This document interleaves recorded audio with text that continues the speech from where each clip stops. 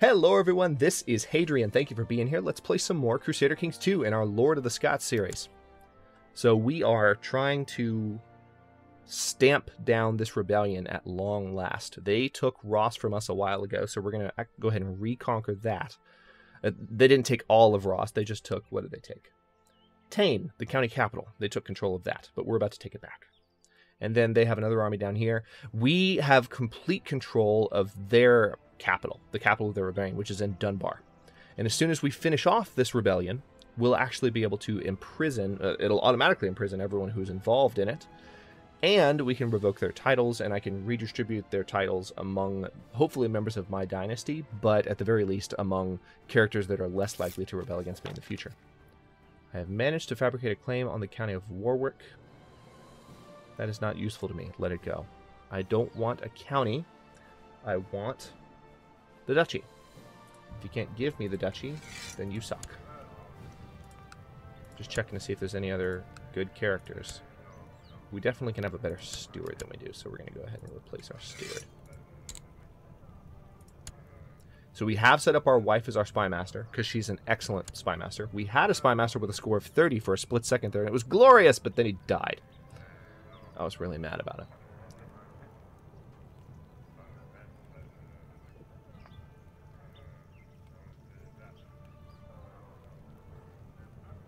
Alright, so this is almost ours. Our war score should jump a pretty good bit when we take this back, I think. I mean, I certainly hope so. I mentioned in the last episode, I'm very, very excited that Crusader Kings, that the team at Paradox is... Oh, Duke Maelfabel II of Man seeks to kill Prince Alistair of Scotland. Hey. Knock it off.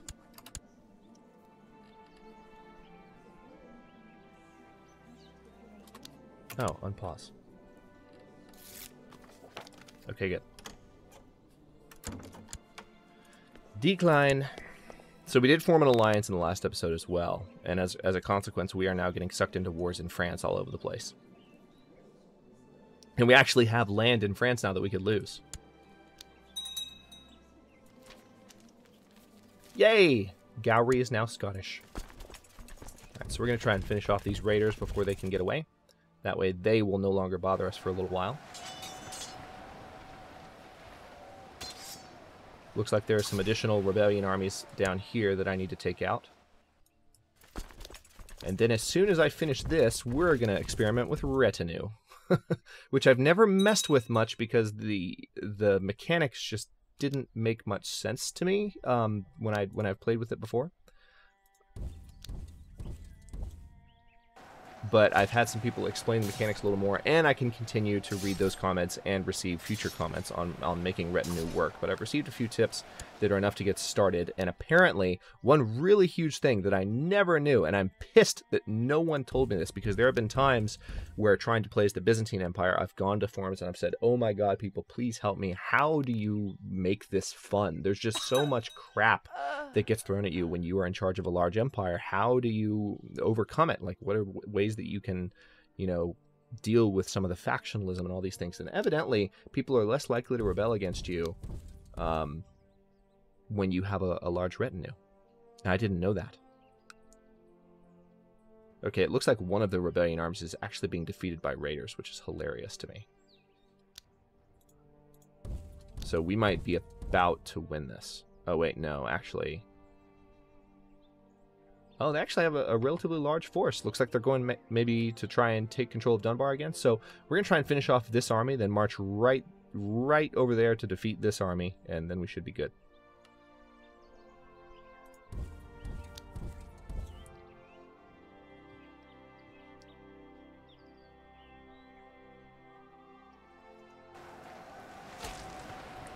Actually, winning this battle might give it to us.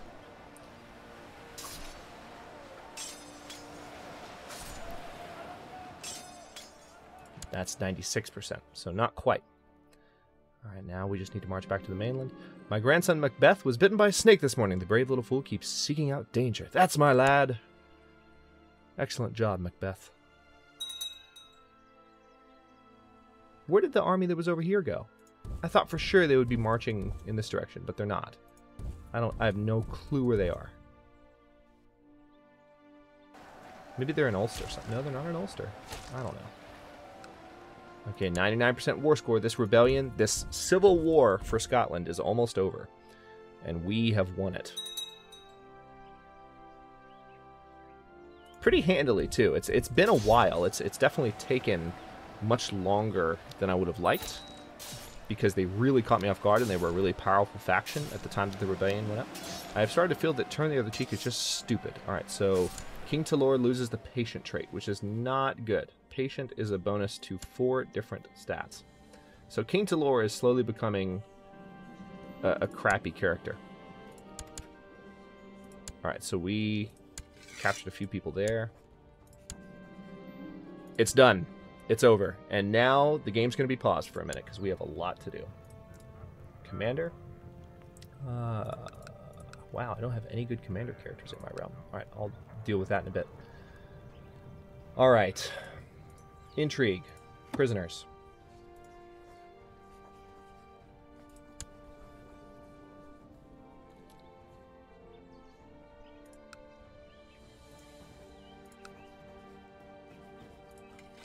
Alright, so we're going to revoke the Duchy of the Isles from Billy.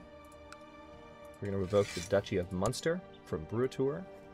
We're going to revoke the Duchy of Galloway. And we have to give all these back out.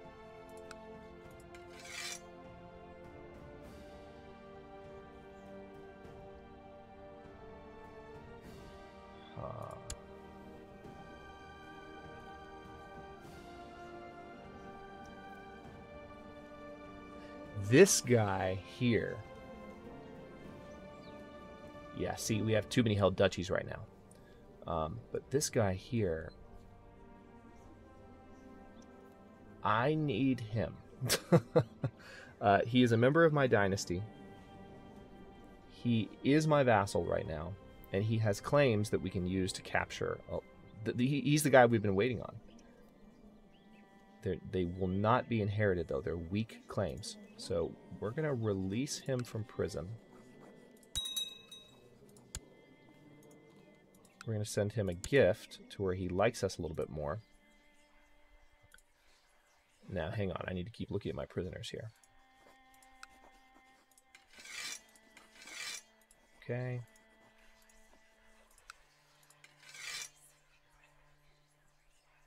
All right, we're going to revoke that title. Pretty sure I've already looked at this guy. Yes, I have.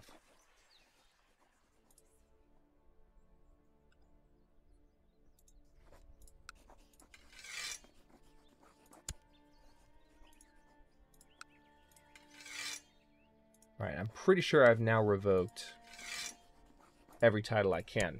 But now I have a bunch of duchies. I've got a bunch of duchies. So, let's take a second to really think about what makes the most sense here. I might not be able to give them out to very good characters, but I have to get rid of them. So, the county of Dunbar. That's pretty close to our territory.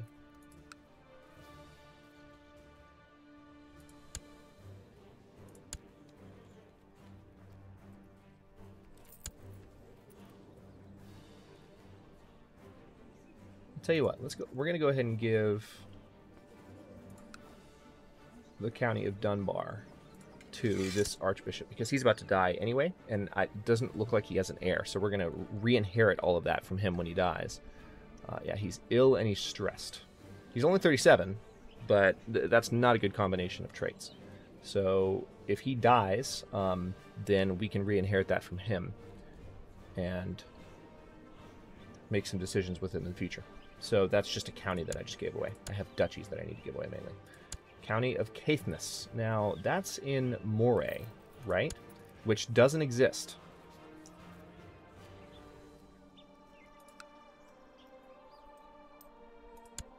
Duchy of the Isles is currently held by us. So we could give...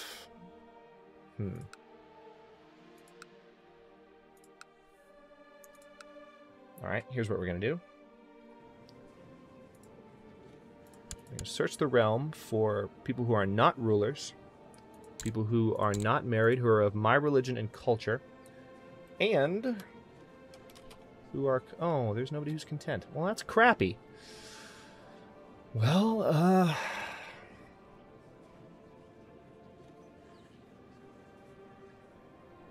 I don't want to appoint Macbeth yet.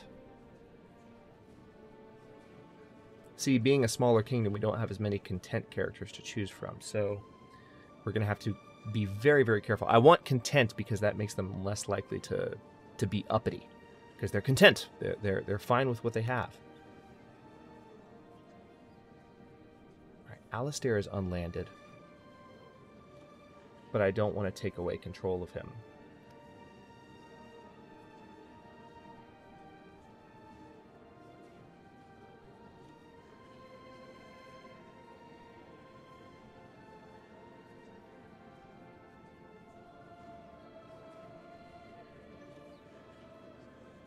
All right, well, tell you what.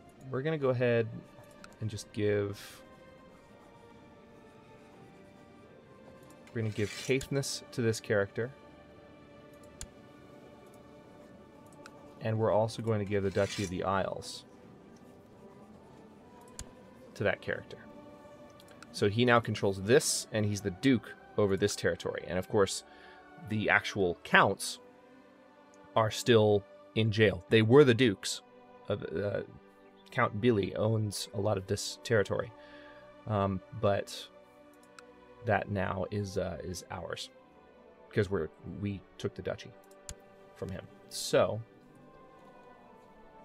we still have 2 other duchies I need to give away. The Duchy of Galloway. So let's see who would be the best person to give it to.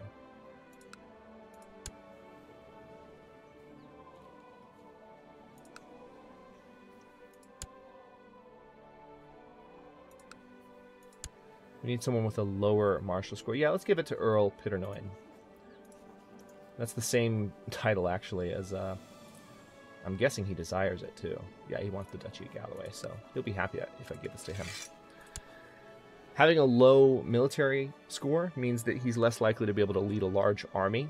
So he's not content, but he can't quite send a huge army after me, which is good. Oh, you know what? I don't know why I still have these guys up. I guess I was paranoid and I just wanted them... I wanted them protecting me, but no, the game's paused right now, so there's no consequence from that. And then the Duchy of Munster. So let's have a look at these vassals. Okay, good. We have a content character here, but she looks quite old. Yeah, she's 63. This character is also content. Excellent. All right. Earl Alcored of Thomond is about to become the Duke of Munster. And that's it. So we've given away all of our titles that we need to. Now I still have the County of Buchan, the County of Ross, the County of Moray, the County of Strathern, the County of Fife, and the County of Gowrie. So we own this kind of S of territory here. It's S for Scotland. That's our territory. That's our personally controlled land right there. Everything in light green. And we gave away Caithness, of course. So it would have been even cooler if we kept Caithness, because then it would have been a more complete shape. But anyway. So we're done with that. Now let's have a look at the average vassal opinion of us. See, this is quite good. We have better opinions now. We're less likely to have really, really powerful factions try and mess with us. We'll send a gift to this guy who's currently leading a faction. 8 titles can be created. Holy crap. We don't want to create the Kingdom of Ireland, tempting as it might be. Now,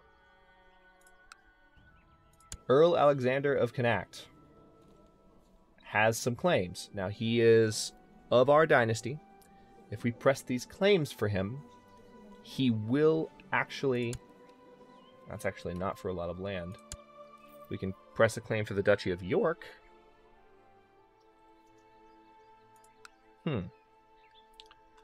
So let's have a look really quickly.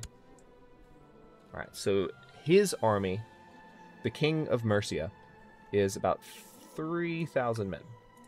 Whereas my army is, considerably smaller. So we're going to let some time pass and let our Words, come to me. We're going to let our garrisons and our levies build back up. And at the same time, I guess the very next thing for me to do is to look at retinues. So, let's see. I need a skirmisher retinue from what I was being told. Create a light skirmish retinue. So this is apparently just the most cost-effective. I don't know. It looks like just plain skirmish is better, but that's a lot less infantry. Yeah, I see what you mean. This was Dragatus who gave this suggestion. So skirmish is actually more cost-effective in terms of buying it, but when you look at the number of heavy infantry, in terms of buying it and in terms of monthly upkeep, but it's... Yeah, let's go ahead and build...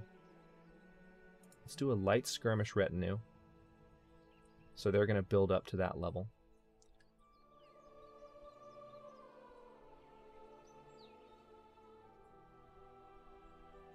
Projected monthly cost. That's really, really cheap. It's a lot of light infantry, which is unfortunate.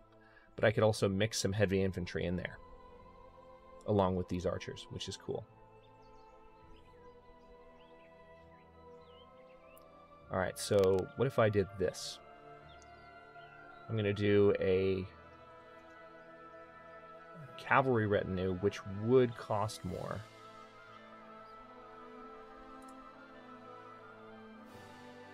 Alright, now we're a little bit low on money.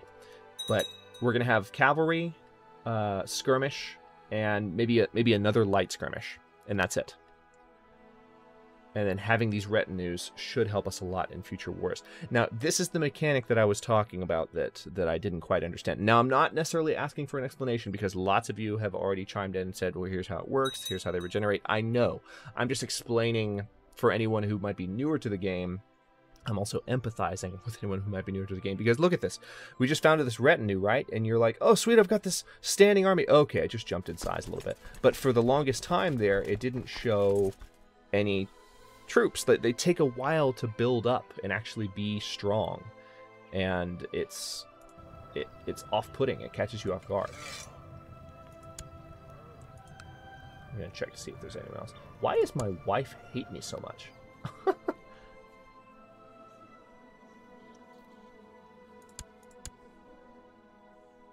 The vicious rumors are going away next year, thankfully, so that's going to help. Now, I don't believe that I can invite the Jews back. I expelled the Jews, borrowed some money and expelled them to get lots of money to help fight the Civil War, which obviously worked out in our favor. But as this king, I can't invite them back. I have to wait until Alistair takes over. Our heir. He's a pretty good character. I don't want to land him, though. Tempting as that might be.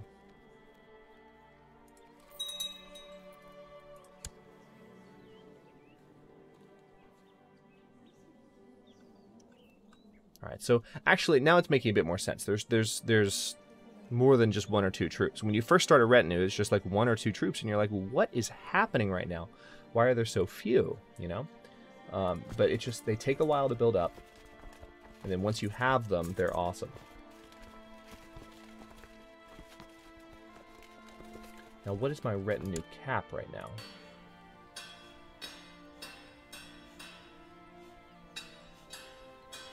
Almost to legalism level 3, which is awesome.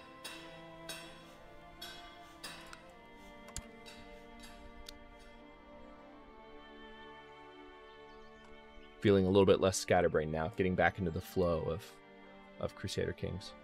It's, you know, as I mentioned in the last episode, it was, I was spending more time with my wife, Cecilia. Yay! Okay, well, they're in love again.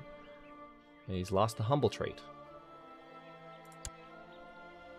As I was mentioning in the last episode, it was challenging recording ahead for going away because this series is deliberately interactive. I try to invite feedback from you guys and get suggestions, and I was playing a lot. All right, New Lena, who is our kinswoman, is now of legal age. That's awesome.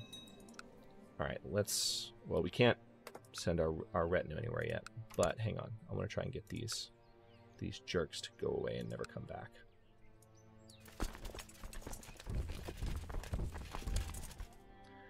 So they have more men than us, but this is a raiding army, so they're going to have light infantry, whereas ours is heavy infantry. A famous writer proposes to compose your family chronicles.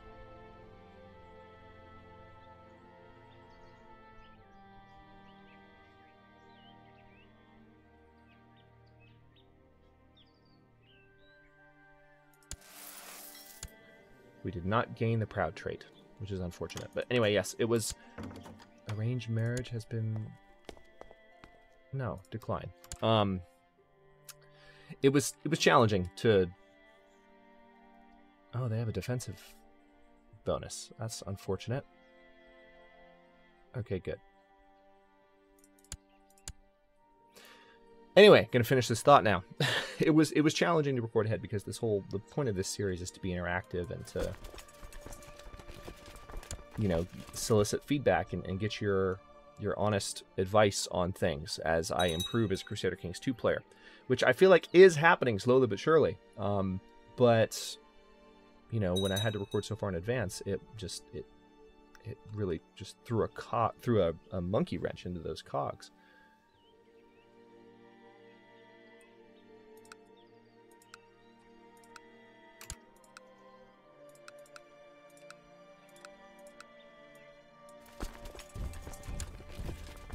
So we're going to march this army together, and as one, they should be powerful enough to stop these raiders. Yeah, they're leaving. Of course they are. My grandson Macbeth is aiming for the stars, the ambitious little brat. That is only natural. So Macbeth is now ambitious. So we need to keep these armies standing until these raiders are gone. Yep, all right. Goodbye. All right, so these retinues are slowly building up. Speaking of that... Can I hire more just yet? Maximum retinue cap has been reached. I see. So we actually can only have so many at a time. I guess I'll keep the cavalry, because it's good to have diversity of forces, but we're definitely going to need to have more of a retinue cap. Now, there's going to be more troops eventually, right? Yes. They're going to reinforce all the way up to, well, 1,000. So... that'll be helpful. So let's see what's going on here.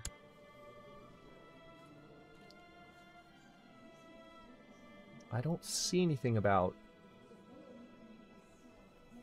retinue here giving me a bonus. I don't know. Maybe it has to do more with just factionalism. Someone mentioned that it increased relative power. All right, we're going to send a gift to these guys here because they're involved in a Crown Authority plot.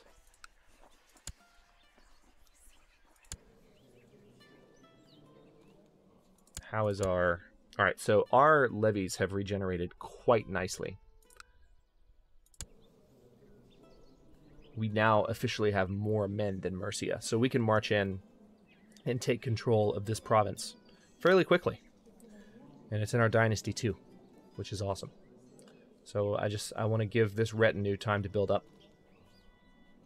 I don't even know that I'll involve the retinue in the battle. I kind of just like having the...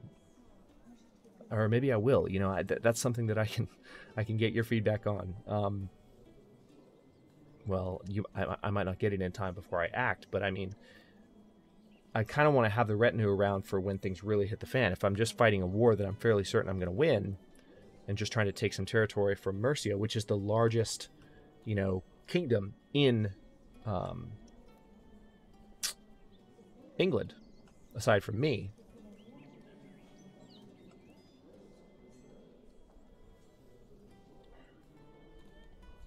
Then I just want to march my normal armies down the way I always have and take it and have this army kind of hanging back.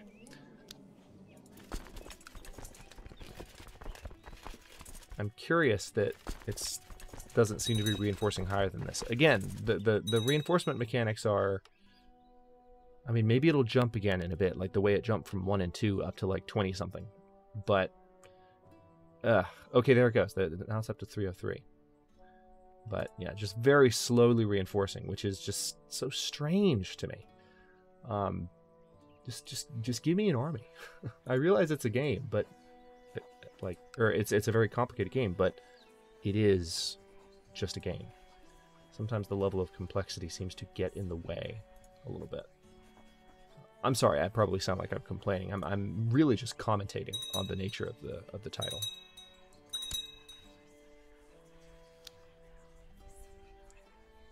Not my intention to be negative. I do love the complexity of this game. It's just, sometimes it's like, come on. I guess I'm trying to have my cake and eat it too a little bit, huh? But anyway, we're at the 25-minute mark. In the next episode, we're going to keep letting this retinue... Oh, wait, what's this?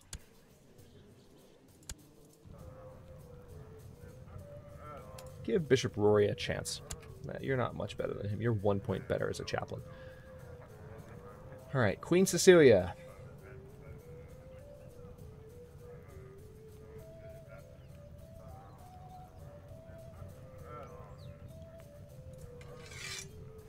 Let's have her just see if she can uncover corruption in our capital. But anyway, we're going to keep, in the next episode, building up this retinue. And we're also probably going to press that claim for this territory.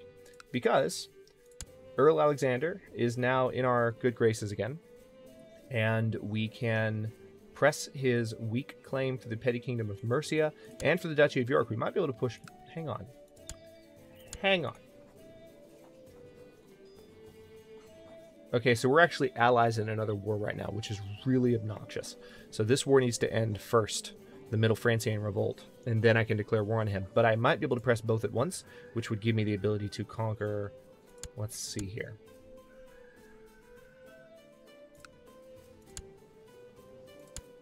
Yes, it would give me all of this in one fell swoop, which would be nice. And then I just have to conquer these individually.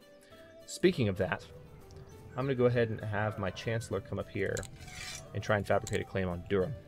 Because that is now its own independent county, and especially if I take this territory, it'll let me have an uninterrupted stretch of territory leading down into southern England, which would be a lot of fun. Thanks very much for watching. If you enjoyed the episode and are looking forward to the next one, don't forget to like the video and subscribe to the channel if you're not already. I upload new episodes in Lord of the Scots every day at noon Eastern Daylight Time, which is GMT-4 for those of you not in the States.